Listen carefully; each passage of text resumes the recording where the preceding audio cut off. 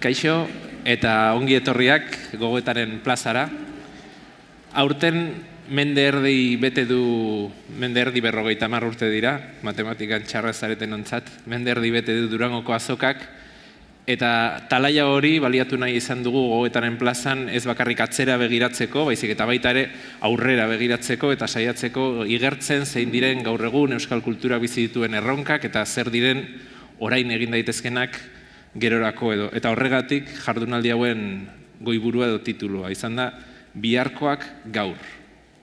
4 egunekoa da programa eta egun bakoitzean egingo da goizean, eguerdian solasaldi bat, 2 pertsonarekin, eta atxaldean mahai inguru bat, kasu honetan 4 pertsonarekin, 3 pertsonarekin, guztiak kultur eragileak, guztiak kulturgintzaren esparruko jendeak. Lehen egunean, atzo, plaza izan zen gaia, hau da euskal kulturaren ikusgarritasuna, biharkoan izango da erreleboa, transmisioa, belaunaldien arteko zubiak, etzi, aste artean izango da alfombrak prestigioa, eta gaur etxea edo kultur politikak eta kultur eragiletza. Mila esker, etorri zareten guztiei, jardunaldi hauek Gerediaga elkarteak eta jakinek antolatzen dituzte, elkarlanean. Asmoa da, ordu bete, ordu eta laurdeneko saio bat egitea, hemen gaudenok, eta gero egongo da aukera galderak egiteko, publikoan aldetik, beraz, zerbaitek atentzio ditzen badizue, zerbait galdetzeko gogoa baldin baduzue, apuntatzen joan, gogoan eduki, eta gero problemari gabe esku altxa eta mikrofono bat badugu denentzako. Mahai inguru honetan 4 pertsona ditugula esan dut, denak kulturgintza esparrukoak, eta esango nuke olako kontinuum bat egin ezkero eragiletzatik kultur politika erakundetarainoko soka guztiko ordezkariak ditugula. Badugu Dori López, Arratsaldeon, Nafarroko Euskera Bidea, Euskararen Institutuko zuzendaritzako kide izandakoa, eta gaur egun Nafarroko Gobernuko Kultura Saileko kultur egitasmoen burua. Izaro Jeregi, hemen, artista eta zinemagilea. Artista? Artista eta zinema egin duen artista. Ados. 81 Amona dokumentalaren egilea eta Bilboko San Francisco kalean dagoen Okela Sormen lantegiko kidea. Mila esker etortzeagatik. Maialen Beloki. Kaixo. Kaixo. Zu kazetaria? Bai, kazetaria ikasketaz. Hori da. Eta zineman aditua, Antxone Ezeiza zinemagileari buruz egin zuen bere doktore tesia, eta Euskal Film Laburrak hautatu eta promozionatzeko kimuak egitasmoko kide izan da denbora batez, ez dakit oraindik izatean jarraitzen. 3 urtez izan nintzen, baina lehengo urtean jautzen nuen, eta printzipioz aurten ere ez jarraituko, baina 3 urte zibilin nintzen kimuak egitasmoan bai. Eta gaur egun Donostiko Zinemaldiko zuzendaritzako kidea. Bai, hautespen eta zuzendaritza batzordeko kidea bai. Hor daude, tituloak ongi zen hori. Bai. Eta Xabier Monasterio, zenbat gara elkarteko kidea, eta Bilboko Kafe Antzokiko zuzendaritzako kidea, horretez gain, Erroa argitaletxeko arduraduna ere bai. Arratsaldeon, Xabier. Arratsaldeon bai. Hola esan da, zerrendan esan da, ez? Badago gobernu bateko ordezkaria, badago artista bat, gune autogestionatu batetan dagoena, zinema jaialdi bat, Kafe Antzokia bezalako gune bat, ez? Alere esango nuke, badagoela hor sustrato komun bat edo denek baduzuela olako zuzentzaile joera bat edo, ez? Badago merkatu legedia edo, eta badago adibidez zuek, okelakoek, saiak eragin duzue, utxuneak ikusi dituzuenak, arte munduan edo, itxaroten egon beharrean edo kexatzen egon beharrean, zuzenean eragitekoa, ez? Eta utxune horiek, nolabait edo zuzentzekoa. Zuek zinemaldian, areto komertzialetara bidea pixkat maldatsuagoa duten pelikulei edo uzten diezue sartzen. Kafe Antzokian euskal unibertsotxo bat sortu nahi duzue, lako erdaliri baten erdigunean, eta Nafarroko gobernuan gaur hemen zure bitartez ordezkatuta 12 urtez Durangoko azokan egon gabea. Bai. Badago olako zuzenketa saio bat edo zergatik aurten bai, zergatik da garrantzitsua Nafarroko gobernuarentzat adibidez Durangoko azokan egotea. Bai, nik uste dut gobernu berria dela horrek gauzak aldatu arazten ditu eta gobernu berriaren nahia izan da bertan egotea Durangon stand bat jarri da, gobernuaren eskutan, Nafarroako liburu batzuk ere salgai eta aurkeztu egin dira, eta Iñigok luzatu zigunean hemen parte hartzeko konbitea hartu genuen gustoz gainera eta parte hartzeko borondatearekin. Denbora luzez, Nafarroko gobernuari aipatu zaion gauzetako bada euskal kulturari bizkarre eman da egotea, ez dakit hori orain zuzentzea tokatzen den edo olako sensazio bat badagoen. Garaia dela eta nik uste dut gauzak frogatzen dira ekintzekin, orduan aurtengoa gure Nafar gobernuaren parte hartzeak ekintza garrantzitsua dela, stand batekin, gure presentziarekin ere bai, eta hasierako pauso bat da, ez? Euskal kulturarena aipatu dut, baita ere, esan dute kafe antzokia adibidez erdaliri batean, Gabriel Arestikola ditzen zuelako Bilbo, ez? Erdalirian, zuen saiakera da, olako herri euskaldun bat simulatzea, esan dezagun, Bilbo erdigunean, eta okelakoak ere baduzu kezka bat, ez? Orokorrean, erdera, gaztelera, inglesa, nagusi den arte munduan edo, hor, nola baitere zulotxo bat egin edo saiakera bat egiteko. Zein da zuen kultureragietza horretan edo ze traba bizi dituzue, nola bizi duzue egoera erdal horretan euskal txertatze hori? Nik erantzungo dizut. Okela formelantegian lan egiten dugu ez berbasko arte adierazpenekin, arte bizualak eta plastikoak. Baina bai egia dela disiplina horretan oso gatza dela euskaratik ekitea. Hau da, bai sortzea eta bai debatitzea edo ez dakit beste artista batzuekin ere bai harremantzea eta elkar ezagutzea euskara hizkuntzan, ez? Orduan bai guk ekiten diogula euskaratik. Hau da, ez berbasko disiplina bat landu eta hori da gure kezka, ez? Euskal Herriko artistekin egiten dugu lan, bertan jaio bizi edo direnekin, ez? Baina bai euskaratik ekitean, ez berbasko adierazpen bat izan. Zuena, zuen esperientzia ere gixakoa da, ez hortan? Txertatze hortan, saiatze hortan, zuzentze hortan? Bai, gu duela 20 urte sortu ginen, hain zuzen ere, hil honen 15ean 20 urte beteko dira kafe antzokia sortu zela, eta historia labur bat eginez, bi hitzetan, esango genuke, orain dela 20 urte artean Bilbon ez zegoela bat ere euskal bilgunerik, euskaldunok erabat sakabanatuak, deserrotuak bizi ginela, eta nolabait kultura ekitaldiek ez daukatela bat ere azpigiturarik, duintasunetik etorziteken azpigiturarik. Gu aitzindaritza horretan saiatu ginen, 20 urte pasa dira eta pensatzen dugu kafe antzokiak bere ibilbide horretan benetan euskararen ospeari izen onari lagundu diola, baina batipat jakin duela biltzen Bilboaldeko euskaldun horien biltoki bat bihurtu dela, eta jakin duela euskal sortzailei plaza bat ematen. Nola egin du hori? Nola egin duen hori? Bere buruarengan sinestuta, oso zentratuta, inoren ereduak kopiatu beharrean berea sortuta, izan ere euskaldunok txikiak izanik konturatu beharko genuke, inorena egiten badugu, beti ere jatorrizko testu hori, jatorrizko kanta hori, jatorrizko emanaldi hori, kopia baino bea izango dela, eta guk kopiatu egiten baldin badugu handiarena galtzaile aterako garela eunetan, eta beraz geuretik sortu behar dugula. Geurea sortzea zer den? Geure iragana aztertzea, orain arte herri honek gure egunetaraino zer ekarri duen aztertu, kanpoan dauden eraginak hartu, eta hortik sortu nolabait esan. Uste dut hortan saiatu garela, ez dakite. Orduan kasi sortzaile aurkeztu behar zintudan, ez? Nik esango nuke neurri handi batean kafe antzokia bere definiziotik, beretik sortzailea izan dela. Hain zuzen ere, langintza berri bat sortu duelako. Hainbesteraino, izen berezi bat izatetik, izen arrunta izatera ere pasatu baita. Eta haren eredura, haren islara, han hemen kafe antzokiak sortu dira, ezta?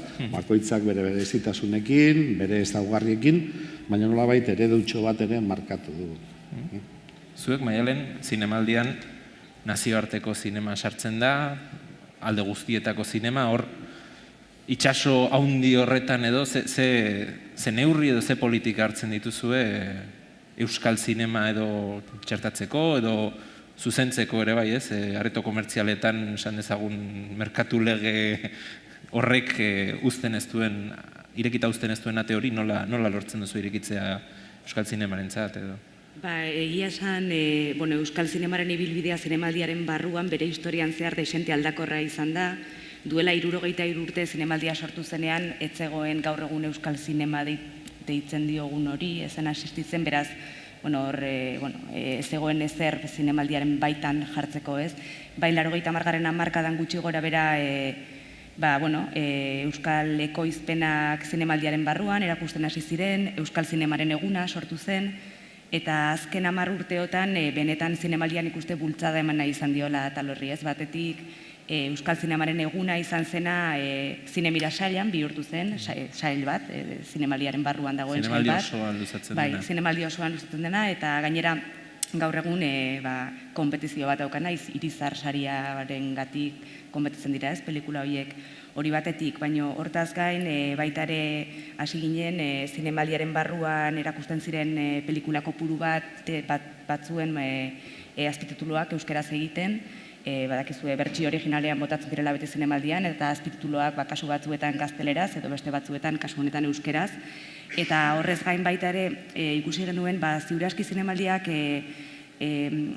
proaktiboagoa izan behar zuela, ez, euskal zinemaren asuntoan, orduan bai hasi ginen 15 hilean behin edo hilean bitan biltzen euskal zinema ekoiztetxeen elkarteekin, pixka bat ikusteko ea zein diren ekoizleen beharrak, eta ea zein zentzutan zinemaldiak lagundu diezaioken, ez, ekoizleei beraien pelikulak gero zinemaretotara joateko edo nazioartean erakusteko, eta egia da, eta nik hemen aklarazio txiki bat egin behar dut, gaur egun zinemaldiak ulertzen du euskal zine bezala, hemen debatea historikoa eta oso luzea da, zer dan euskal zine nazionala, eta izango da, baina arrazoi praktikoengatik guretzako ekoizpena da, ez da ez euskal egileak, ez euskeraz egindako pelikulak, baizik eta Euskal Herrian ekoiztutako pelikulak, ez 20% ekoiztetxeak Euskal Herrian duena.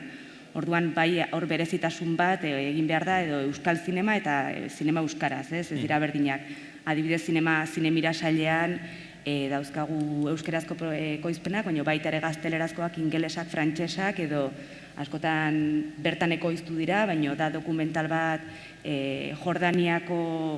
Jordaniako kanpo batean egindakoa eta bertako hizkuntzetan. Orduan, bai azaldu behar nuen guretzako euskal zinema dela Euskal Herrian ekoiztutakoa. Zuek lanketa hori egiterakoan esan du Xabierrek beraiek eredurik edo ez zutela topatu eta sortu egin behar izan zutela, baita ere ala nahi izan zutelako. Zuek ikusi duzue horretan eredurik edo izan duzue pixkat ispilurik edo Katalunian akaso edo... Baina zinema jaialdien mailan egia esan pixka bat gu sortu behar izan dugu hori, ez?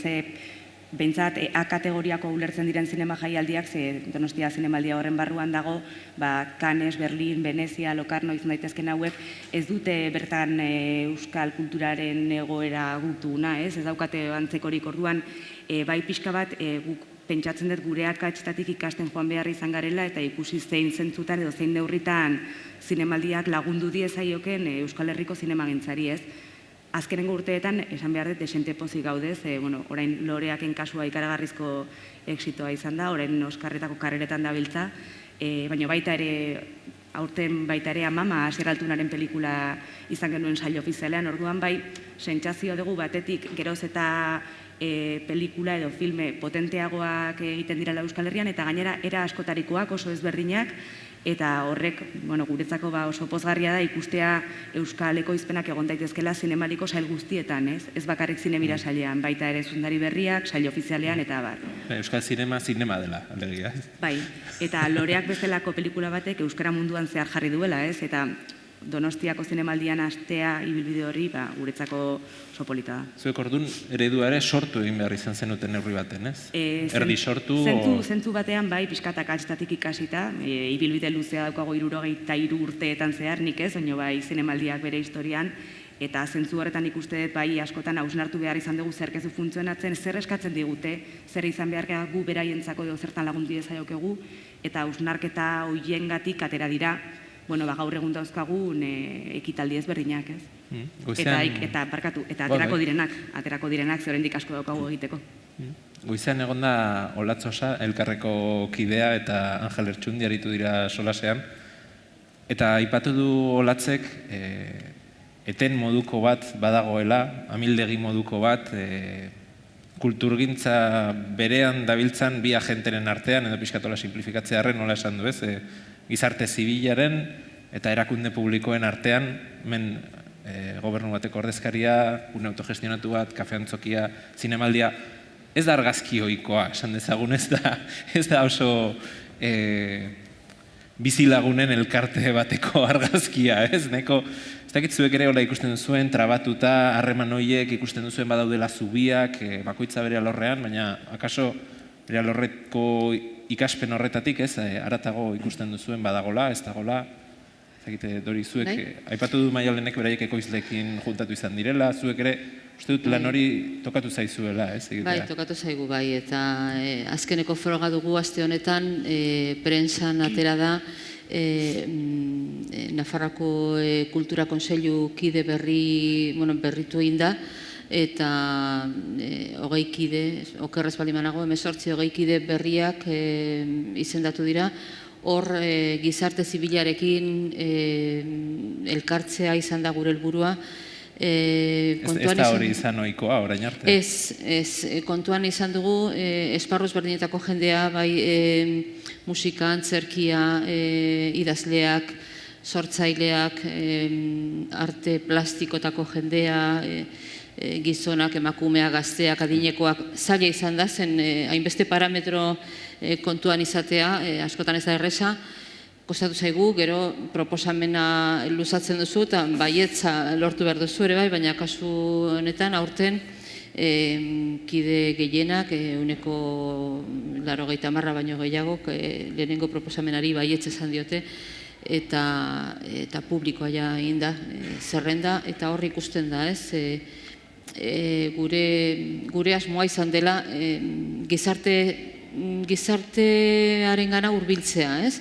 Nolabaiteko muga hori puskatzea, ez izatea hor administrazioa alde batetik, eta gero bestaletik erakundeak, eragileak, eta... Aurkitu zue trabarik hor, edo asko aipatzen da ez, errezeloak badaudela bi aldetatik, gizarte zibilak ere... Gaur egun gero eta gutxiago nire ustez, nik ala sumatu dut, gaina guk administrazioen barruan, kultura departamentuan, sortzen ari gara orain lantaldeak, esparruka, musika lantalde bat, antzerki gintzan ere beste lantalde bat, subvenzioi begira, diru laguntzei begira, baina baita ere alor kulturalak ere kontuan hartuz, jendeak olako mai zabalak parte hartzeko konbidatuz, beraien nahiak edo askotan kesak edo iradokizunak guri luzatzeko. Nik uste dut, orain arte bizi izan garela bi mundu ezberdinetan administrazioa alde batera begiratzen eta gizarte zibila edo eragileak beste aldera, ez? Eta nire ustez momentua da orain elkartzeko edo behintzat bideak pizkat alik eta gehien elkartzea. Zuek ere hola bizi duzue, hori? Amildegi moduko hori? Batez. Gu behintzat, gure esperientziatik ikusi da, ez dakit, baina eten hori guztiz herria da. Ez dakit ez, bai. Azkenean susoa zezkean, ez, erakunde publikoei, eta gauztut bidea kontrakoa izan bezala. Berak aipatu duen bezala, sortzaileen beharrak zeintzuk diren aztertu, beraiekin hitz egin, eta prest egon gauzaia gauzatzeko, ez? Osea, badirudi gu gaudela eskean, eta zuitzaron behar duzu, bai askoa, ez esko ematen dizuen, ez dakit, ez? Osea, ez dago lan ikerketa bat, ez? Zer ari da gertatzen, ze behar daude gaur egun kulturan, zer egin behar dugu, bidea kontrakoa da, ez? Gu joan behar gara eskean, erakunde publikoei. Zuen esperientzia ez dela kontuan hartzen, esan nahi duzu, ez? Gure beharra, nik uste dut hitza beharra dela. Bai. Zuk ere esan duzu ez, Garbi eta Potolo? Bai. Eta hori udal mailan, eskualde mailan, provintzia mailan, eta autonomia erkidegoaren mailan hori konstatatu egin dugu guk azkenengo 15-20 urteotan. Zer gertatzen? Harreman zailak izan dituzu. Erabat zailak eta erabat nahasiak eta esango genuke erabat aldatuak egon direla. Pentsatzeraino, nolabait, hor daudenak, agintean egon diren horiek, nolabait, kulturaren jabe bihurtu direla, eta gu kulturaren langile ginela. Hain zuzen ere, justu kontrakoa beharko zukeenean. Agintzekotan guk agindu eta haiek gure zerbitzura egon beharko zuketenean. Eta nolabaiteko kortijo bat edo sortu da, oso kaltegarria gertatu dena, kulturaren garapenerako, eta guk esango genuke, Euskaldunok oso urte gutxian, espezialista bihurtu garela, batasunetan ibili beharrean, beti bitasunetan, beti binomiotan. Eta binomio bat oso faltsua egin duguna izan da, hau, publikoa eta pribatua. Baina existitzen da, ez? Existitzen da, hainbesteraino, gaur egun pensatzen dugu, administrazioarena ez dena, pribatua dela. Adibidez, gu geu, nolabait, gure espiritu osoan, goitik berako espirituan, guk alako advokazio eta helburu publiko bat daukagu, kooperatibistak gara, iruditzen zaigulako dauden aukera leganen artean kooperatibismoa dela gehien hurbiltzen zaiona publikotasun horretara, hortik jotzen dugu, irabazten ditugun diru apurrak beti ere proiektu berrietarako dira, baina hala ere gure konsiderazio legala beti da pribatuak garela, hori alde batetik. Eta orduan, horrek ekarri duena izan da halako mailaketa moduko bat, hauek gu publikoak gara agintea dugulako eta gainerakoak dira pribatuak, nolabait langileak direlako, eta horrek ekarri du mailaketa eta mendekotasuna. Egon dira hor nagusiak eta egon dira hor langileak. Eta hori da oker handi bat, ezta? Oker handia, hainbesteraino izan da oker handia, ze horrek sortu du gure artean halako subentzionismo moduko bat, ez dugu beste diru iturririk izan hori baino, eta servilismo bat ere sortu da. Eta servilismo hori hain larria, hain flagrantea, hain irangarria izan da, ze profesio bat, lanbide bat ere sortu da administrazioaren inguruan txostenak egiteko diru laguntzetara jo ahal izateko. Hau da ja azkena, hau da akabua. Orduan, gu hortan... Oso burokratizatuta dagoela. Diozuna da burokratizatu dela... Erabat. Ez da bereizten zer den estrategikoa eta zer den estrategikoa. Erantzun berbera ematen dizute beti administraziotik. Guk pastelau daukagu eta hainbanatu egingo dugu. Ez dugu jerarkiarik egingo eta berdin. Zuk esaten diraztu oso ona dela, baina nik gainerakoi ere eman behar diet. Orduan, pixka bat, aita onarena, guraso onarena jokatzen da, eta ikusten duzu, ez dagoela plangintza oso sakonik eta ez dagoela trajektoria oso luzerik, hori da gure interpretazioa. Horran hori goitik bera aldatu behar da, eta beste ikuspegi bat, beste politika bat, beste diru iturri batzuk landu behar dira, eta goitik bera, nolabait agintari horiek ulertu arte, ez nolabait kulturaren kudeaketan, herriaren zerbitzuan daudela bene-benetan ulertu arte, sinesten jarraitu beharko dugu autogestioan, autoeraketan eta alakoetan. Olakoak askotan tokatuko zitzaizkizun entzutea, pentsatzen dut hori, olako... Denetarik bada, bai, iritzi ezberdina badira, gertatzen den askotan, nik beste ikuspegitik begiratzeta, guk diru laguntzak banatzen ditugu, eta banaketa ez da egiten, hola, bakoitzari zati, tartaren zati bat baizik eta hor baremo bat osatzen dugu, baremoan kalitatea ere bermatu nahi izaten dugu, eta hortarako ere saiatzen gara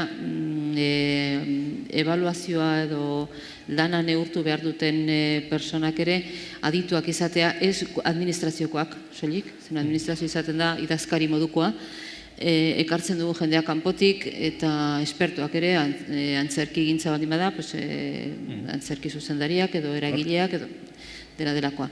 Eta beste modu batera egiteko gogoa dugu eta gauzak parte hartuz eta horregatik sortu nahi dugu aurten eta 2016 urtean, datorren urtean ja bai, olako lan taldeak ez bakarrik elkar ezagutzeko, baizik eta elkarrekin lan egiteko, ez bata bestearen kontra, baizik eta beste lan dinamika bat sortzeko. Badago, aipatu du burokraziarena, itzulpen arazo bat ere, akaso ez? Hizkuntza arazo bat ere, hizkuntza hizkera diferentea du, akaso gizarte zibiletik sortutako erakunde batek. Administrazioko hizkera, bai, beti izan da oso hotza, ez? Administrazioko hitz egiteko modua eta bar, eta hartzen duzu edozein deialdi bat, eta badu bere hizkuntza, bere prozedura, baina gero benetan neurtzen diren gauzak oso garbi saiatzen dugu oso garbi adierazten.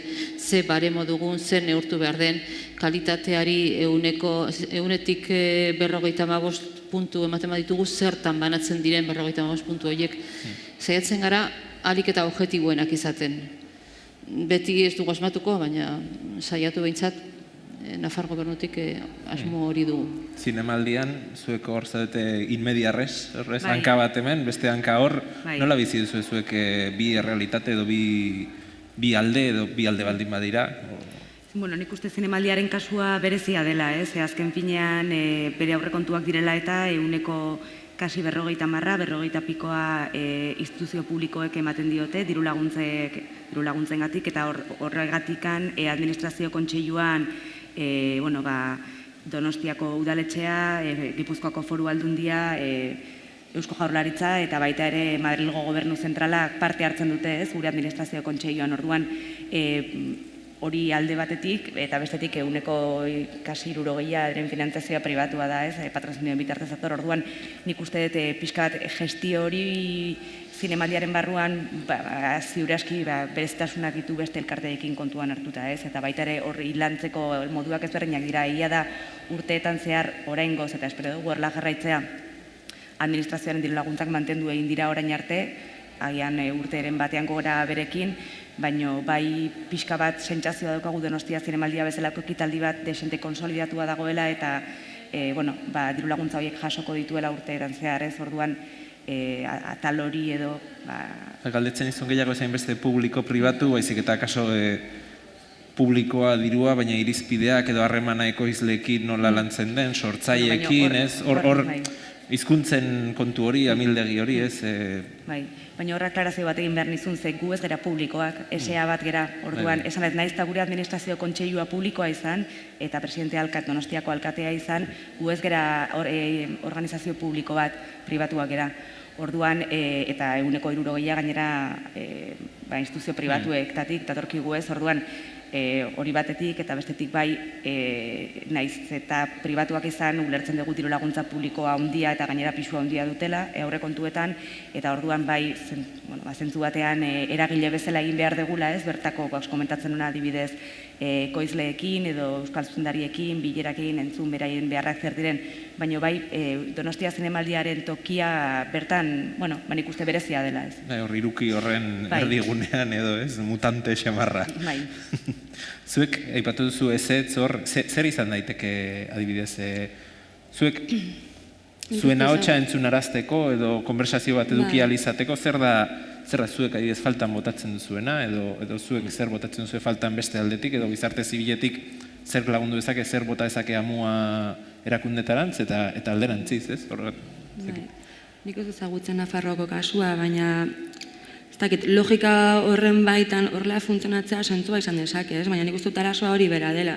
Logika horren baitan ematea kultura, subentzioaren logikan, epaimaile baten logikan, urte beteko subentzioen logikan, azkenean hori guretzako ez, gure beharrak asetzeko eta are gehiago ez, gure lana ondo egin izateko mugapilo bat jartzen dizkizu, ez? Alde batetik dependentzia ekonomikoa eta baita ere dependentzia emozionala, ez? Ez dakizu inoiz gertatuko den zure proiektuarekin.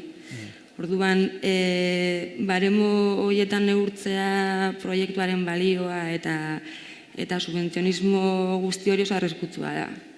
Ez dakit, ez? Azkenean... Eta zein izan daiteke... Beharretatik abiatu beharko zen, ez? Erdibideko puntu bat edo zein izan daiteke. Bai, gu sortzaile bezala eta are gehiago Okela Sormelantegia eragile bezala, ez? Behar batzuk ditu, behar horiek asetzera doa, ez? Orduan, diagnostiko bat egin beharko litzake, nola funtzionatu duen proiektu horrek, nola funtzionatu dezakeen epe luzera, ze azkenean muga oso txiketan ematen dira emaitza horiek, eta kulturan ez da horrela, ez? Osea, azkenean poso hori urtez urte ematen da. Eta badirudi 6 hilabeteteko muga batean, ez, emaitzak eman behar direla. Azkenean beste ritmo batean doa kultura. Orduan, nire ustez falloa logika horren baitan funtzionatzea da. Osea, horrela dago estrukturatua eta jardunaldika eta ezein beste, esan ezagun proiektu edo kontzeptu zabalagoetan, ez? Estrategia oso bat egin barko zen, eta ez dago kulturan. Ez dago. Zuek hor, Euskal Herriko artisten mapa hasi duzue, ez? Mapa bat, bakigu zer den, Euskal Herriko artisten mapa, zuek ikusten zenuten, ez egola Euskal Herriko artisten olako inventario edo presentzia bat, edo, ez? Mapa bat gaino guk sare bat sortu nahi dugu. Orduan, bai, mapa horretan daude Euskal Herritarrak direnak, Euskal Herrian lan egiten dutenak. Beharren artean hori zuek hor eragiten saiatu zareten. Bai, osea, azkenean zu artista bezala, ateratzen zinen unitik, zure jarduna azten zenuen, baina harreman asko moztu egiten ziren. Osea, bai, ez dakit rekorrido batetako artistak ez dituzu ezagutzen, ez baldin bada, ez? Laguna, bai, edo liburuetan, edo lo que sea, ez? Osea, ez zegoen egiazko transmisio hori. Oso individuala ikusten genuen, ez? Gure disiplina. Orduan, guretzako hori behar bazen. Eta behar hori asetzeko sarea sortu genuen, ez? Beste behar bazen, artistak bizkat ikustaraztea profesional bezala eta baita ere diskurtsoen sortzaile bezala, ez? Osea, ez dakit pertsona aktibo bat eta horretarako sortu genuen ere bai gure proiektua. Eta beste behar bat ikusten genuena zen euskeraz ekitea horre guztiari, ez? Osea, ez dakit Bilbo inguruan badago tejido handi bat, arte plastiko eta bisualena, baina euneko, ez dakit euneko eguna esate asko den, baina euneko oso altu batean erderaz ematen da, ez? Orduan gu euskaldunak izanik behar hori geneukan, oza, gure jarduna egiteko gure hizkuntzan, ez? Orduan niretzako hori da, zer behar daude, zer behar du jendartea, zer dute sortzaileak, eta hortik abiatuta administrazioak gure zerbitzura egotea. Hori da, eske alderantzizko bidea egin barko litzak.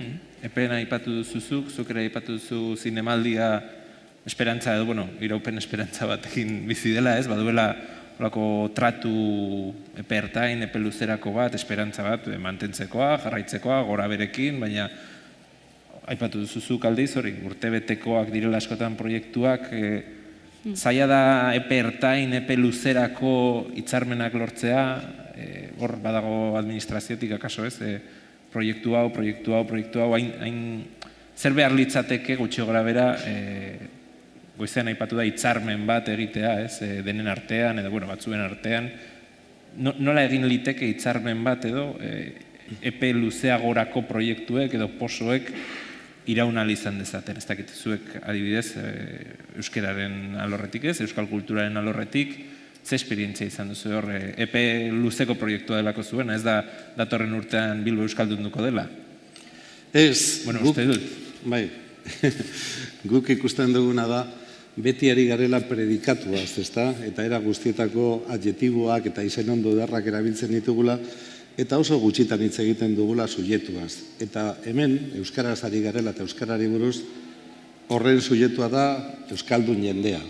Euskaldun jendeak dauka historia bat, euskaldun jendeak dauka ibilbide bat, eta dauka egoera bat gaur egun denok dakiguna, soziolinguistia handiek diagnostikatu dutena, eta badakite denok dakigu zein den gaitza, eta nondik nora etorri den bere egoera. Beraz, orain sendabideak behar dira. Sendabide horiek, dudarik gabe, ez dira etorriko Guggenheimena bezalako hitzarmen batetik, inondik ere. Guggenheimen hitzarmena, gogoratzearren iaz hitzartu zuten, eta izan da 20 urteko eperako egin dute Guggenheim Fundazioaren eta Eusko Jaurlaritzaren eta Bizkaiko Foru Aldundiaren artean hitzartu gertatzen dena, datorren gobernua datorrela, gutxi gora bera, 20 urtez horrek jarraitu egingo dula. Bai, gure ustez... Holakorik ez dago. Ez, eta ez luke beharko. Behar bada, gure kasuan, Euskaldunon kasuan, giza eskubidei buruz hitz egin beharko genuke. 2. artikulan okerbanago, esaten baita, inor ezin dela baztertu, are gutxiago bere herrian, bere hizkuntza dela eta oraindik ere, legeak lege, elebitasunak elebitasun, oraindik ere hori gertatzen zaigu Euskaldunoi. Beraz, bada momentua, nolabait, kulturaren definizio on bat egin dezagun, ze bestela pentsaliteke kultura dela, egunkarietako orrialde batzuetan, azken orrialde, bazterreko orrialde horietan agertzen diren zinema eta ez, edo bestela gobernu batek bere azkenengo sail hortan daukan sekzio bat, beti diru murrizketak dituna eta ez, barkatu. Kultura, ez da izatekotan da, herri oso batek egiten dituen gauza guztien bilduma da bere kultura, Levi Straussek esan zuen bezala, eta hortik abiatzen baldin bagara, hola hartu beharko dugu herria bere osotasunean. Beraz, kultura litzateke herri horren arima, ez bakarrik ikuskizuna, herri horren izatea. Orduan, galdera izan beharko pentsalarion, eragileon galdera izan beharko litzateke, ze egiten ari gara, minduta dagoen gorputz horri, arima bat emateko. Orduan, hortik abiatu beharko luke galderak gure ustean. Beste guztia, iruditzen zaigu oso ongi dagoela, baina dala, erdaraz esaten den bezala, topa egitea eguzkiari begira. Predikatua azari gara, sujetoa erabata aztuta. Epertaineko luzeko proiektu buruz, ez dakit, zinemaldian hor urtero ere badago, ez, galdera kazetariena urterokoa, eta urten zenbat subentzio, ez, badirudi hor beti. Ez, baina azken urteotan mantendu egin dira, subentzio publikoak, eta ez daukagu epertainera ez zer sinatuta ez instituzioekin. Esperantza bat da, ez? Bai, baina printzipioz mantendu egiten dira, eta historikoki edo gure ibilbideak erakutsi digu, edo pentsatzen dugu mantendu egingo direla, hala ere landu behar diren erlazioak dira, eta administrazio kontseilua publikoa izan da, baita ere kontuak beraiei eman behar dizkiegu eta adostu batez ere zinemaldiaren helburu orokorrak eta ibilbidea noruntz joango den zinemaldia, ez? Baina bai gure egia da edo privilegio antzeko batetik hitz egin dezakegula, ze lasaitasun bat badaukagu, hala ere esan beharra dago mantendu egin dela urteetan, baina bizitza asko igo dela, ez? Eta mantentzeak askotan ez du esan nahi diru laguntza berdina daukagunik, baizik eta... Portzentualki txikiagoa. Bai, eta ziurazki Donostia Zinemaldia bezalako jaialdi bat egiteko aurrekontua bikoitza izan beharko lukela badakit.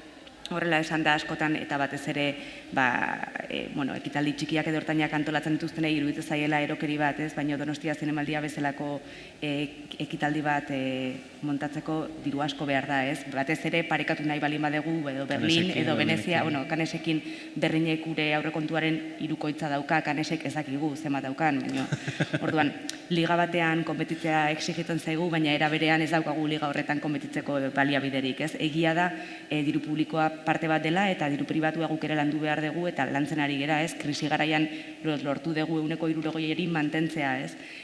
Baina bai urteetan zehar naiz eta diru laguntza publikoak mantendu diren, egia da gure ahalbidea gutxiagotu egin direla, ez? Zentzu askotan. Dori ez dakit, epertain, epe luzerako olako hitzarmenak egiteko zailtasun izan ditzaken gobernu batek, edo... Ez dakit Eusko Jaurlaritzak ze arazoak izango ditu, baina Nafarroko gobernuak dituen arazoak denbora da arazoa. Guk ezin dugu legealdi baterako, baino luzeako konpromiso hartu. 4 urtetarako gobernua da, auskalo, mendik 4 urtetara ze gobernu dagoen, orduan ezin duzu kate bat utzi hor zerbait sinatuta zakin horekin, urrengoari agian gustatzen ez zaiona edo badu beste idei bat egiteko, edo gauzak beste modu batez egiteko gogoa, oin gertatzen den bezala, ez? Eta hori moldatzeko aukerarik egon daiteke, goizean Angel Lertxundik aipatu du. Legealdiaren barruan nik uste dut baietz badiela moduak, ez? Askotan gauzak administrazioan egiten dira urtarrilatik abendu bitarten, ez? Urte ekonomikoa bertan izten delako, abenduaren 31an, aurkeztu behar dituzu kontu guztiak, eta bar. Eta badaki sortzaileek eta arte plastikotan eta antzerki gintzan, musikan ere bai, gauzak ez dira bukatzen abendurako, baizik eta gauzak egiten dira agian proiektu batean hasten zara martxoan eta bukatzen duzu urrengo urtarrilan. Urte naturala ez da izaten lan urtea, ez? Orduan, gure asmoa da, hainbat diru laguntzetan 2 urtetarako luzatzea. Orduan, ebazten da orain adibidez martxo aldera, baina urrengo martxo arte eta urrengo urtearekin lotzen da, ez da konsideratzen urte naturala. Horrek laguntzen die sortzailei beraien proiektuak aurrera eramaten edo urte bat gehiagoko egonkortasuna, egonkortasun emozional txiki bat gehiago. 2 urtetarako edo gutxienez hori egiten ari gara adibidez gaur egun zinemarekin. Baitu deialdi batzuk luze metraiak eta beste proiektu batzuk ere bai, eta horiek egiten dira 2 urtetarako. Baina adibidez hor, azpiegiturak egiterakoan, Baluarte, Iruñeko jauregia egiterakoan, hor bai legealdi bat, baino gehiagorako proiektuak badaude, ez? Baluarte sortu zenetik... Baluarte esaten dut, edo... Bai, Baluarte fundazio bat da. Harriak errezago irauten duelako beste gauzeko baino, ez? Bai, Baluarte fundazio bat da, eta fundazioan pisu gehiena gobernua dauka. Horregatik hor dagoen badaude... gobernuak egin beharra izan du hor Baluarten bertan. Gero diru laguntza urtero egiten da partida nominatiba bat, orduan Baluarteari ematen zaio dirua, beti. Gero Uarte arte garaikiderako zentroa ere dugu, eta hortan bai legealdi honetan gure indarrak jarri nahi ditugula, batez ere sortzaile berriei begira, jende gazte asko dago, Nafarroan, Nafarroatik kanpo Bilbon, arte ederrak ikasten edo Bilbon ikasitakoak, baina Nafarroara itzuli nahi dutenak. Eta Uarte zentroa bihurtu nahi dugu referente bat jende gaztearentzat, pedagogia aldetik ere bai, programa didaktikoa dago, ja sortuta, eta iristen da ikastetxe askotara. Hori bai direla proiektuak luzeari begira, ez dira urte bateko proiektua baizik eta legealdi osorako. Hori zen, harriekin edo esan dezagun edifizioekin edo ulertzen da, ez, luzeagorako kontu bat, ezinezkoa da beste proiektuekin, daukaten eragin sozialagatik, kulturalagatik lantzea, hola, ezinezkoa da, ez, zure perspektibatik oso zaila. Zaila, bai. Javier Txondik aipatu du, erakundeekin beharrean, akaso alderdi politikoekin egite izan ditekela bidea, eta horrelako kontsentsu bat sortzea, edo zein doala ere, zirkulu aman komun hori edo izan dezaten, akaso izan ote daiteken hori edo. Izan daiteke bai, partido politikoekin errezago. Hemen dago balio ekonomikoa, balio kulturala, hor aipatu duzuzuk izaro, presentatzen zunean proiektu bat edo, emaitzak eskatzen direla, emaitzak kulturalak edo gizartean emaitza horiek hor azpitik doaz, tono grabe batean bezala, eta badirudi txekeatzeko modu askotan bestea izaten dela, emaitza ekonomikoak edo lortu du, ez du lortu, eta kaso helburua azpiragotik doa, kafe antzokiaren kasuan bezala, zinemaldiaren kasuan bezala, industria bat ez da sortzen urte batetik bestera. Hor, bi balio horien arteko talka horretan edo, ikusten duzue, baloratzen dela kultur balioa, ekonomia balioak pisu gehiegi hartu du kultur balioaren gainean? Gure kasu partikularrean bai beti pentsatu dugu eta batez ere azken urteotan bizi dugun krisi garaian noski ezin direla kulturaren emaitzak ekonomia arlo batean neurtu, baino bai responsabilitate puntu bat eduki behar degula eta naiz eta guk inoiz ez ditugun irabaziak izango, bai gutxienez defizit bat ez egitea garrantzitsua dela, ez? Orduan, ze askotan ikuste agian demagogia puntu bat egon daitekela beti esan ez kultur emaitzak bultzatu behar dira bai noski, baino baita ere eta batez ere diru publikoa erdian baldin badabil, responsabilitate puntu bat egon behar dela gutxienez defizit bat ez egiteko, ez? Guretzako garrantzitsua izan da azken urteotan. Naiz eta noski zinemaldiak inoiz ez dituen irabaziak izango. Ekonomikoak. Ekonomikoak, noski. Zesariak urtero irabazten ditu norbaitek. Bai. Zakit, kafe antzokian ere... Oso galdera sakona da benetan, ordu osoa beharko lukena egian, baina zu 5 minututan minutu batean esan da. Guk uste dugu irizpide ekonomikoak eta sozialek ez luketela kontrajarriak izan beharko inola ere.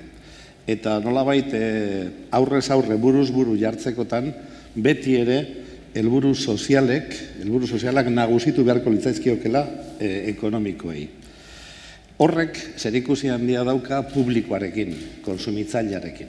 Eta horra jotzen baldin badugu, onartu eta ulertu eta onartu beharko genuke Euskaldunon masa kritikoa zenbaterainokoa den gaur egun, eta hasi beharko genuke esaten garenak garela, gutxi zein asko izan garenak garela, eta gure unibertsua beti izango dela 100%.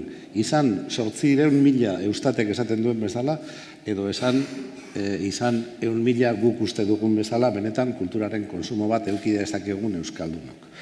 Orduan, hortik abiatu beharko genuke, eta politika murriztaile bat erabili beharrean, politika integratzaile bat erabili beharko genuke, ahalik eta konsumitzaile gehien egondadien, adibidez, Euskaldun berriak, datuak eta Euskararen nazioarteko eguna dela eta eman diren datuak ikaragarriak dira, azken hamarkadetan 300.000 Euskaldun berri irabazi ditugu, munduko hizkuntza gehienak hiztunak galtzen ari diren honetan, guk hiztunak irabazi egiten ditugu, baina irabazi bezalaxe galdu ere egiten ditugu gerora, ega titula eman bezain laster, benetako esparrurik, benetako gunerik, gune elebakarrik ematen ez diegulako nolabait beren garapen linguistiko kultural osoa eduki ezaten. Orduan, ordua bada horretarako, pentsatzen dugu horretarako plangintza oso bat behar dela, Euskaldun akonplejatu asko ere badaukagu bazterretan, nik ez dakit idazten, nik ez dakit euskeraz ondo hitz egiten,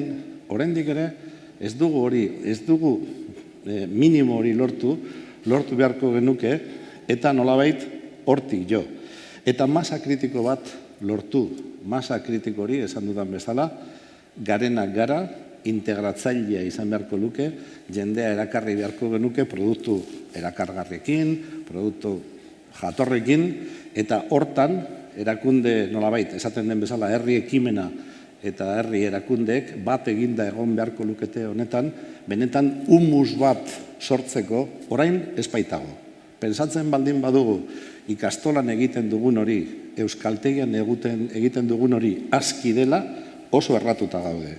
Ez zuzen ere, pentsatu behar dugu, ega titula lortu bezain laster, ikasle askok salto egiten duela alakoa mildegi batera, antxia miltzen dela, eta sekula ere ez duela euskara hori praktikatzen. Orduan, nola barreskuratuko dugu jende hori? Tituluen bitartez? Oposizioen bitartez? Non dago motivazioa? Hau da, azkenengo urteetan, eta hori aspaldian aipatu zuen Txepetxek, nolabait edozein giza ekintzatan beti ere 3 osagai ezinbestekoak direla, alde batetik ezagutza, bestetik erabilera bat, baina motivazio bat ere behar ezinbestekoa dela, ezagutzatik erabileraren kezkara igaro gara azken urteotan, baina motivazioaz hitz egin ere ez dugu egiten. Nola motibatuko dugu jende hori? Nola erakarriko dugu? Dekretu soilen bitartez egingo dugu? Oposizio gehiago egingo dugu? Noiz arte? Gure hizkuntza besoak izteko moduan dago, ala besoak zabaldu beharko genuke eta jende hori bezarkatu. Noiz egingo dugu gure gurari galdera hori? Galdera asko dira, eta minututik gora nabil, Ez, amildegiaren aipatu duzuek, izaro horrek motibatu zintuzten ere zuen sormen lantegi hori sortzera, ez? Eta bukatu zen hezkuntza arreglatua, ostras, desertu moduko bat, ez? Aurrean.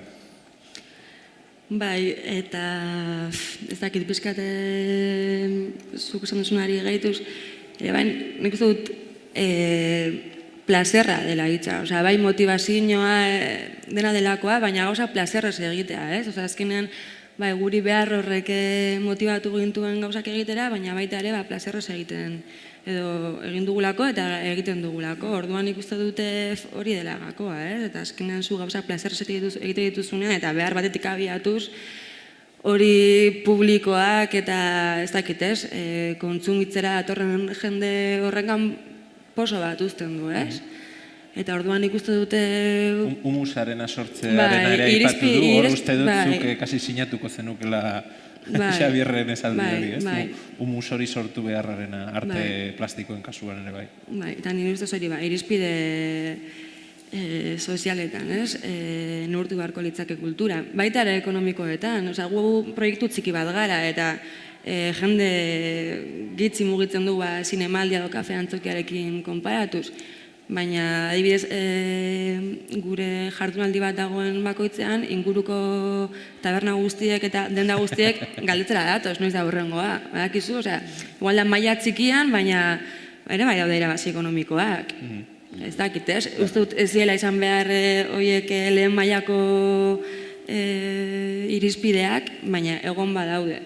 Eta, sozialak are handiagoak dira, baina, karo, ezin dira momentuan jaso, ez dakit, hori gero herrian geratuko da, kultura batean, ezagutzan, eta, ez dakit, herri baten osasunean, azken fina. Interesantea aipatzen duzun hori, uste dut, zinemaldian esperientzia parekoa duzuela, hau da, PSE egonda udalean, Ezker Abertzalea egonda udalean, EAJ egonda udalean, eta beti egonda alako aitortza bat zinemaldiak egiten duen lanarena. Baina ez bakarrik udalean. Neurri handi batean, azkenaldian askotan aipatzen den, nola, retorno ekonomiko hori, ez? Kasi zinemaldia justifikatzeko aipatzen da, hotelak zenbat betetzen diren, zenbat pintxo jaten ditun jendeak, eta gutxiago hitz egiten da, kaso, zinemaz, kulturaz, ez? Bueno, hor bi gauza daude batetik, ez bakarrik aipatu dituzun horiek egon direla udalean, baizik eta kontseilu berean tokatu zaigu Bildu, Partido Popular, PSOE, azkenean ez bakarrik denak iritsi direla, baizik eta administrazio kontseilu berean tokatu zaizkigula guztiak, eta hori ere kudeatu behar izan dela, ez? Baina bai, hori, zentzu batean Donostia Zinemaldian badagoela konfiantza bat.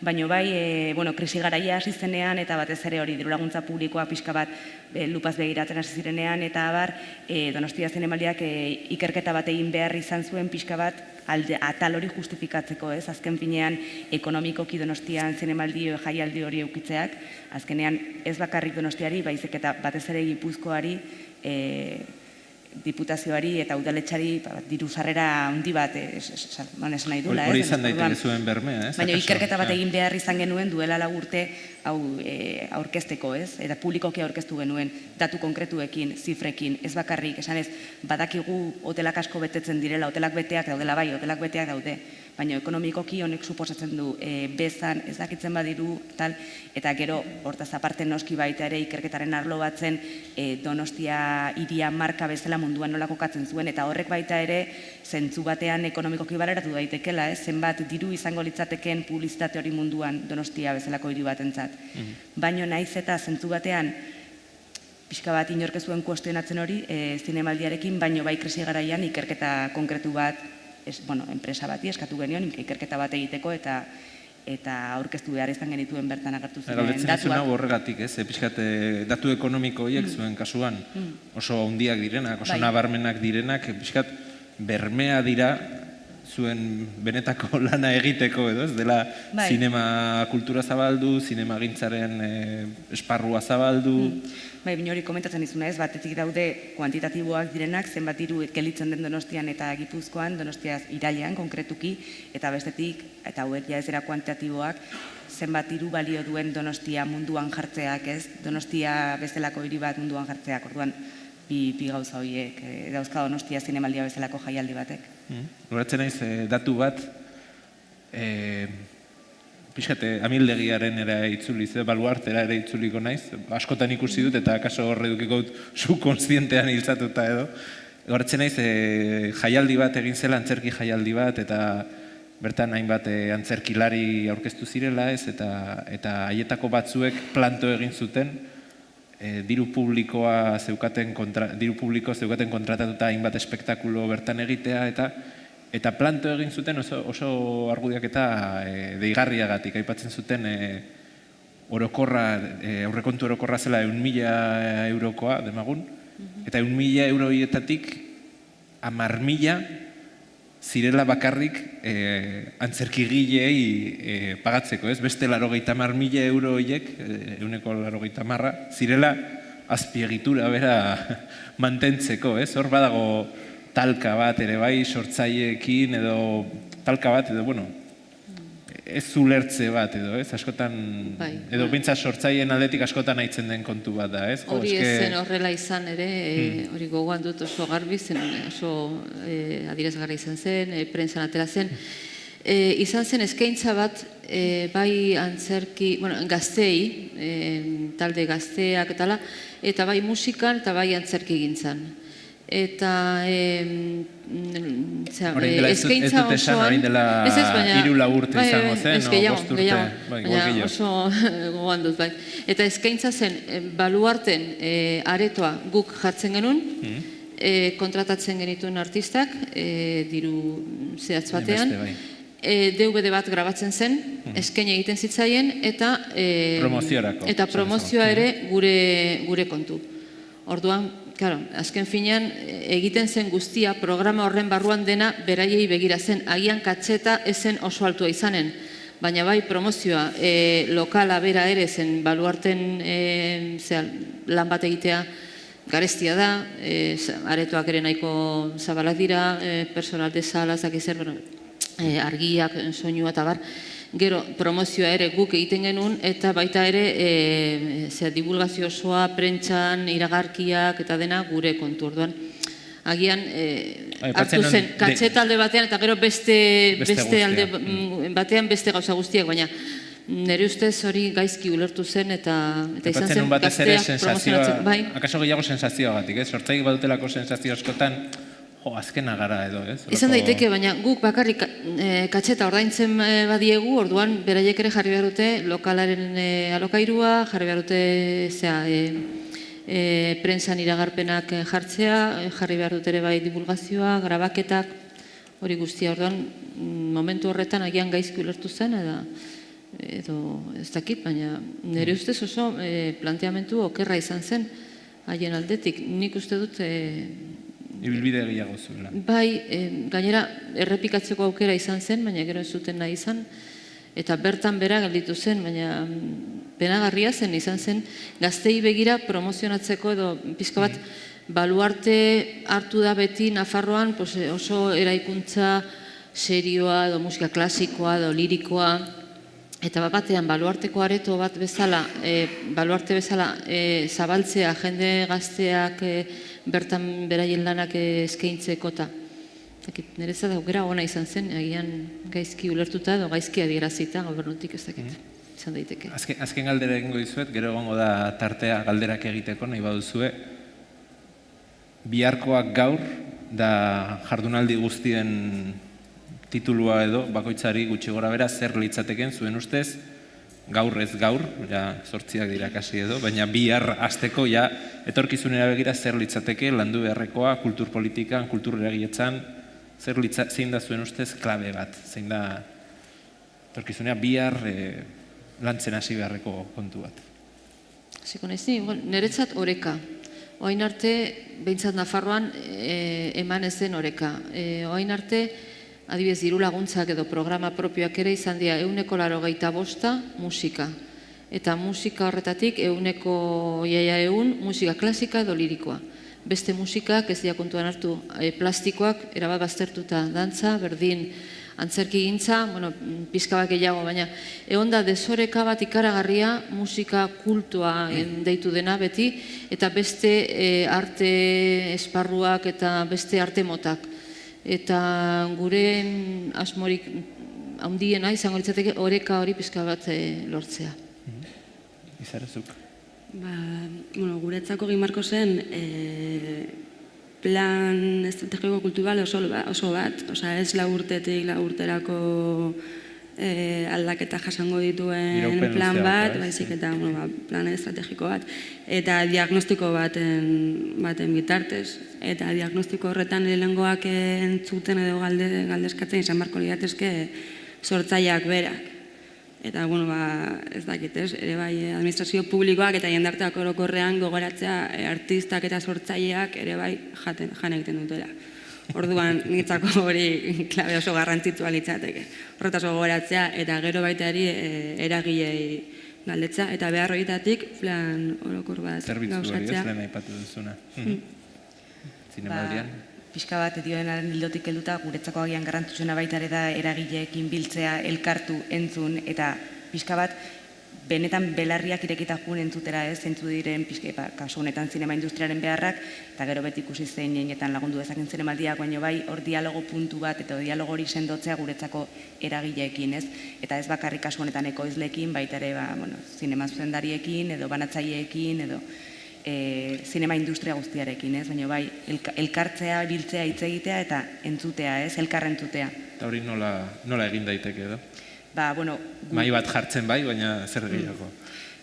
Gure ekitaldi txikiak sortu ditugu eta sortzeko intentzioa dugu, ez? Batetik komentatzen izkuen bilera hauek, edo adibidez zinemaldiaren barruan koprodukzio foroan, pixka bat beraiei papel ezberdina utzi, papel berezi bat utzita eta barrez, baina bai da pixka bat sentsazioa oraindikan argiago jakin behar degula zeintzuk diren beraien beharrak edo diagnostikoa orduan egin behar hori. Eta gero hori abia puntutzat hartuz ikusia zer eskaini dezakegun.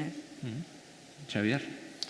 Behar bada kulturaren berdefinizio bat eta berdiseinu bat, oso sakona, euskaldun jendearen beharrei erantzun beharko liekena, berdefinizio eta berdiseinu horretan segurazki sortzaileak izango lirateke, sortzailea egunean pentsalari ere esan nahi dugu, horiek izango lirateke nagusi eta herri langileak haien zerbitzura egongo lirateke eta ez alderantziz, ez gaur egun gertatzen den bezala. Sortzaile horien baitan bi azpizailkapen egin genitzake, agian, alde batetik herriaren etorkizuna diseinatuko luketenak, nondik norakoa markatuko luketenak, iparra erakutsiko luketenak. Ameslari sorta bat. Ameslari sorta bat, filosofo, pentsalari sorta bat behar dugu, beti ere, beti egon dira, horiei deitu filosofo, deitu lider, deitu atzindari, nahi duzuna, baina herri guztiek eduki dituzte eta guk ere beharko ditugu, baina aldi berean eta maila berean beharko ditugu, eta ez dira haiek importanteagoak, beharko ditugu, masa kritiko horri, nolabait, elikadura linguistikoa, elikadura kulturala emango diotenak, ezta? Nolabait esan, kulturaren kultura landuko duten sortzaileak ere beharko genituzke. Nik uste dut, lehen esan dudan bezala, garaia dela nolabait orain arteko aztertzeko, berraztertzeko, eta esateko ona heldu gara, frankismoak 40 urte hartu zituen, 40 urte pasa dira ustezko transizio horretan, zerbait egingo genuen ongi, asko egin dugu ongi, zerbait egingo genuen gaizki, azter dezagun, eta birplantea dezagun guztion artean, bereizketarik egin gabe, publikorik, pribaturik gabe, herri bat garen alderditik, beti ere motivazioarekin, beti ere zentzu integral batean eta guztizko batean. Galderariko duzu esku altxa eta mikrofonoa pasatuko dizuete. Zuetako batzuk eragileak badakit bazaretela, beste batzuk. Kaixo. Bueno, eskerrik asko, lehenik eta behin, solasaldiaren gatik oso interesgarria izan da. Hartu ditut 10.000 nota saiatuko egingo ditut bat galdera bakarri bestela. Txarla bat emango duzula legia. Txarla ez, baina galderak egingo dituzke milak edo komentario, baina pare bat bai esan nahiko nituzke.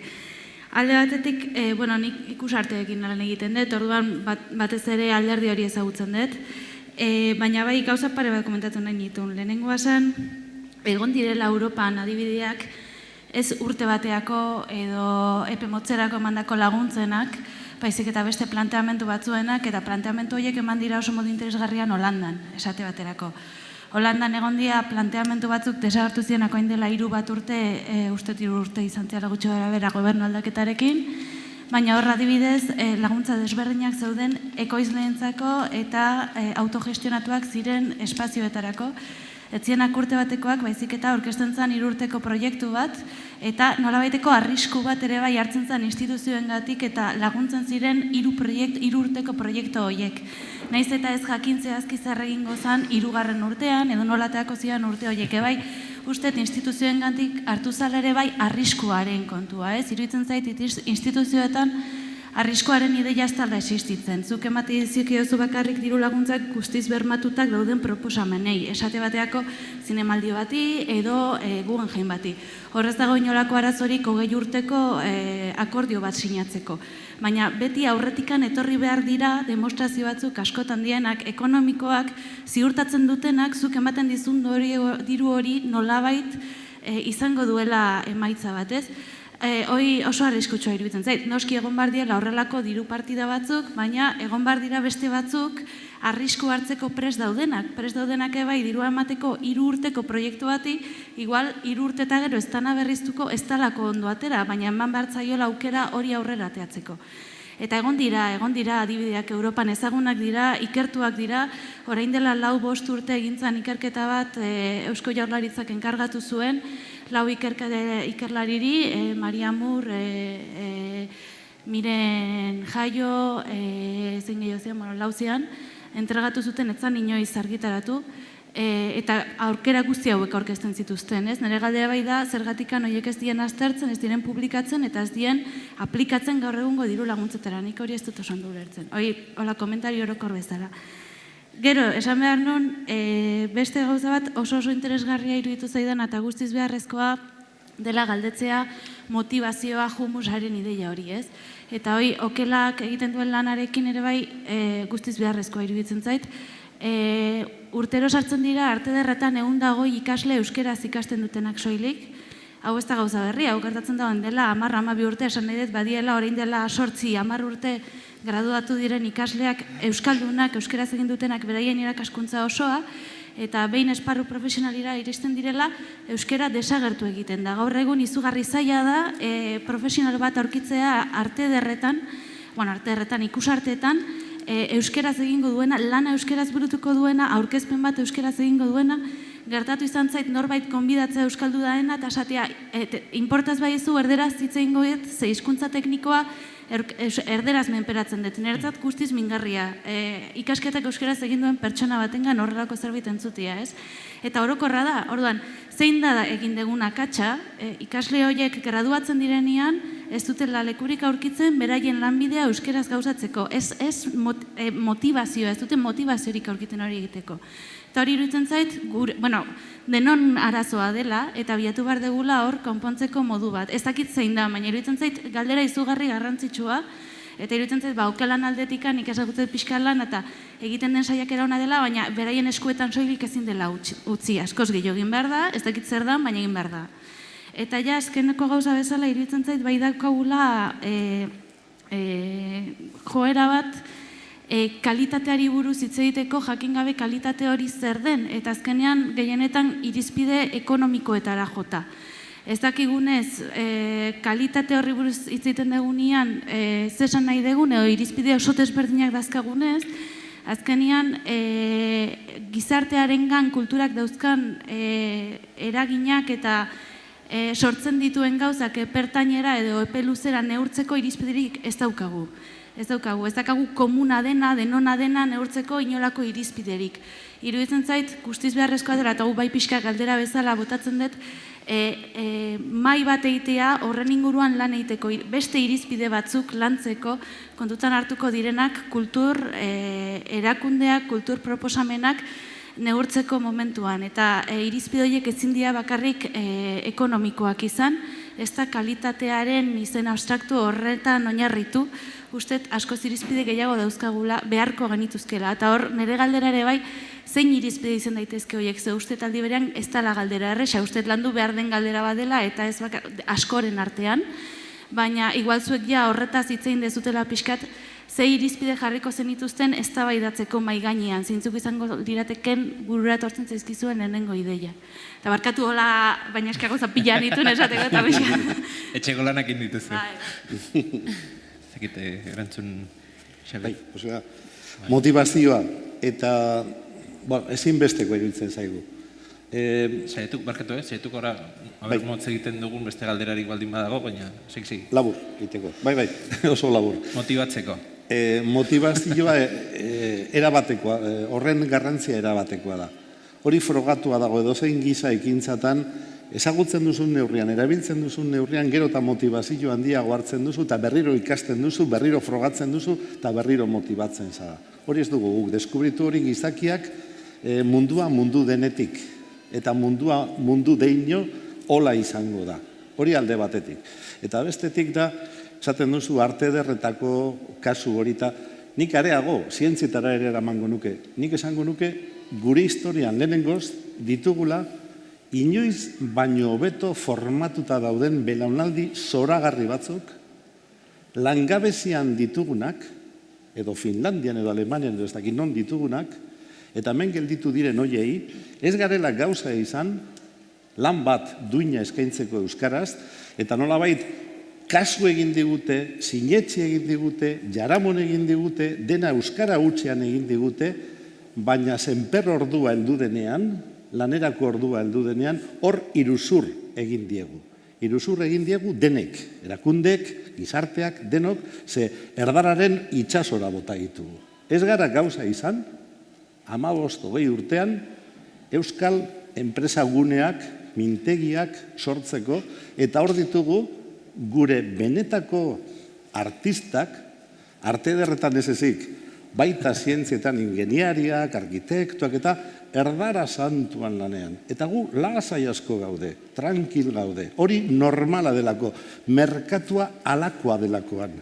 Baina ezingo genuke guk merkatu hori behartu moldatu, zerbait egin beharko dugu, ba, bestela, gezurretan nahi gara. Zuek, komentario igual modu zuek, esan duenari edo... Uste dut, galdera izan dela... Zein irizpidetan baloratu, ez? Proiektu horiek.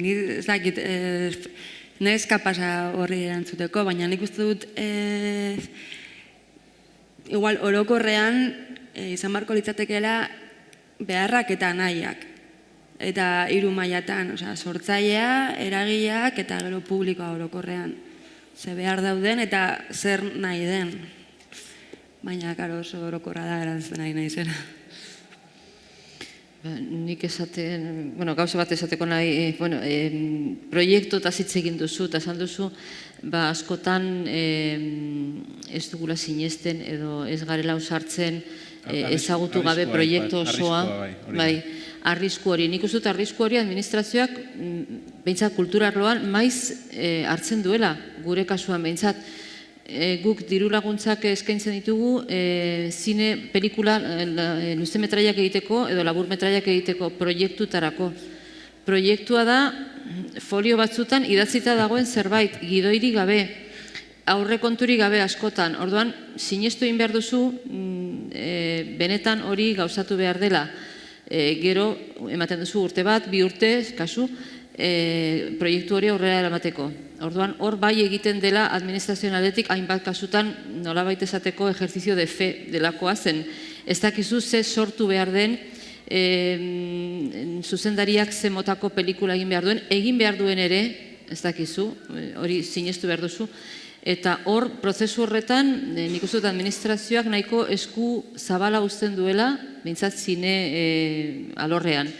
Gauza bera egiten dugu antzerki gintzarekin. Guk produkzioak saritzen ditugu. Produkzioak dira proiektu batzuk, ez dira produkzioa bukatuta, baizik eta proiektu batean, paperean, eta badakizue paperak dena jasotzen alduela, gero gauzatu egin behar da. Eta jasotzen ditugun proiektuak askotan zoragarria dira paperean, gero ze atera daiteken hortik ikusteko dago. Askotan sorpresak hartzen ditugu eta ateratzen da, espero genuena, baina asko sobeak, proiektuak oso landuak eta oso benetan eskertzekoak. Eta proiektu bat aurrera eramaten baldin bada, eta gero bukatzen denean jira baten bitartez ematen baldin bada kulturretxetara edo antzokitara, asko sobe. Baina hor bai egiten dela administrazioen aldetik norabaiteko sortzaileen eskutan ustea ze garapen eman behar dioten haien proiektuei. Hori, nire ustez. Eta gero kalitatea, aipatu duzu kalitatea zaila dela neurtzea. Nik ez dut uste, ez nago batera doz. Nik uste dut kalitatea, jakin behar dugu kalitatea neurtzen. Eta hortarako badira datu objektibo asko. Ez ekonomikoa, kalitatea ez da ekonomia. Ekonomia da beste esparru bat eta hori neurtzen da ere bai. Baina kalitatea artistikoa zari gara. Eta hor bai, nire ustez neurtu behar dela eta azpi pauso askorekin. Benetan nola baloratzen alduzu. Proiektu bat gustatzen zaitala ez, hori ez da kalitatea. Kalitatea neurtu behar da datu objektibo askorekin. Eta alik eta maikide askoen artean, ez persona bat edo bi, eta datu objektiboekin. Zekit bat dugun tarterik, beste zuk zerbait esan nahi zena? Ez, egia esan, orain egia esan interesgarria iruditu zaiten zutea, ze irizpidei buruz hitz egiten komentatu duzu edo kalitatea kontzeptu hetereo bat bezala edo bestela irizpide ekonomikoetara jotzen zela, baina nik pertsonalki ezakit administrazioak ze irizpide baloratzen dituen proiektuei dirulaguntzak ematen dizkienean, ez? Zeo zer badakit zinearen inguruan eta badakit, konkretuki komentatu duen bezala, askoz irizpide konkretuagoetara jotzen dela, eta gainera, normalean, mahaikideak ez direla bakarrik administrariak izaten, baizik eta profesionaletara jotzen dela, ez? Orduan, bai kurioso eritu zait zure refleksioa, eta interesa nuen, ea zer esaten zuen Dorik, ze pixka bat esateko, ez? Ze irizpide erabiltzen dira, ez? Ni ez naiz inoiz egon mahai publiko horietan, baino... Deialdiak publikoa dira, deialdi testuak publikoa dira, eta hor aipatzen dira irizpideak, baremoak, eta baita ere aipatzen da maila zeintzuk osatzen duten. Beste gauza bada, ez balin bagera bakarrikan dirulaguntzak nora doa zen beste gauza bateta hitz egiten, orokorrago bateta hitz egiten ari balin bagera, ez? Baina bai, azkenean ikuste dut gauza konkretu bat edo dirulaguntza bat nora joan behar den eta da edo proiektu bat edo bestea edo bat edo bestean artean baloratu behar denean, azkenean ahalik eta gauza kuantitatibo edo objektiboetara jo behar dugu, ez? Eta horrek ez du ekonomikoa esan nahi, gainera kasu askotan proiektua mailean dagoenean paperean ez dakizu nola funtzionatuko duen ondoren orduan. Beste galdera baterako tartea badugun, beste inor baldin badago, galderaren bat egiteko? Noski. Zuk ez duzu esku altxatu behar. Arazoa dagoela, arazoa, edo niretzako funtzionatzen ez duena da proiektuei, ez proiektu artistikoei, baizik eta eragiletza proiektuei, eta baita ere proiektu artistikoei, baina irizpide horien publikoak izan, deialdia publikoak izan, eta horietara helduko den elkarteak jabe izan zeintzu dien irizpide horiek, niretzako hori da zuzena, azkenean administrazio publikoak ipintzen ditu irizpide horiek, eta ez dago lehen aipatu dugun ikerketa hori. Zuk eskatzen duzuna, esan dezagun, lankidetza zabalagoa baita irizpide horiek ezartzerakoan. Administrazioak ipintzen ditu irizpide batzuk, eta orduan elkarten proiektuak eta proiektu kulturalak orokorran irizpide horien puzlean sartu behar dira, ala edo nola. Egokitu egiten direla horretara, ez?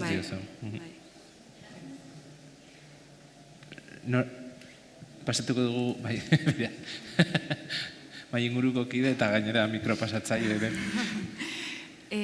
Nik gehitu nahi neban, ni benatorrela adoz irizpide, ipatu duzu ezen irizpideen inguruko objektibitasun horregaz, ez? Bai, ikusten duela kalitatean urtzea oso zaila dela, baina aipatu diran objektibitate puntu horren atzean beti dagoela subjektibitasun bat, eta azkenean gu deialdi publikoen konsumidora modura, ez? Eta askotan irakurri behar izan dugu zela pilo bat base, oso orokorrak dira. Orduan, hau da, bai, egongo dira punto zehatzak, publiko egiten diranak nire uste apalean ez dira hain zehatzak, oso zabalak dira, eta horren barnean sartzen da, ez dakiz zer. Orduan, hori alde batetik, eta gero bai, gehitu nahi nebala, instituzio eta kultur erakunden edo norbanakoen arteko harreman horretan, bai, gertatzen dela paternalismo super sakon bat. Eta izarok aipatzen ebana, ez? Dirudila guk eskertu behar dugula emote hori, emote ekonomiko hori. Gu gabizinan emoten gabizena asko handiagoa danean, ez? Orduan, hori.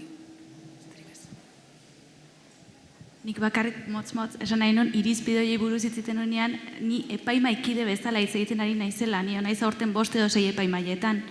Eta iruditzen zait, hor agertzen diren irizpideak ez diala bat ere argiak, gertatu zait nire profesionalkide batzuekin egotea, eta nik esan dezagun favorito bezala eramaten dituen proiektuak behientzako ia puntuaziorik ez izatea eta kontrakoa.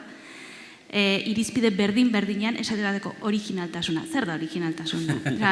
Daude irizpideak nire ustez, eta gaina iruditzen zen profesionalen aldetik esan degula, behin eta berriz irizpide horiek diela zabalegiak eta askotan eskatzen diegula adibidez. Proiektu honek gizartean daukan eragina. Zer dakit nik proiektu honek gizartean daukan eragina, ez badegu zehaztu zeintzuk diren irizpideak eragin hori neurtzeko. Eragin ekonomikoa guan jenena nik bakitzein den, badaudelako ikerta batzuk. Eragin soziala okelarena bere lehenengo urtea eta gero zein den ni Donostian bizi baldin banaiz, ez dakit. Ez dakit eta beraiek ez dakite. Orduan, iruditzen zait irizpide horiek neurtzea ez dela inolaz ere objektiboa eta ez dela inolaz ere erresa. Eta iruditzen zait bai kalitatea neurtzea oso zaila dela, baina iruditzen zait gure kalitatearen irizpide horren barnean geratu garela oso motz eta ez gaudela hori konpontzen ari. Orduan, nik bakarrik argitu nahi nuen ez dudala hitz egiten laguntzak jasotzen dituen pertsona bezala, eta laguntzak ematen dituen pertsona bezala, eta arazo asko aurkitzen dituen pertsona bezala laguntza horiek emateko. Xabierrek prometitu dit super mega motz arituko dela.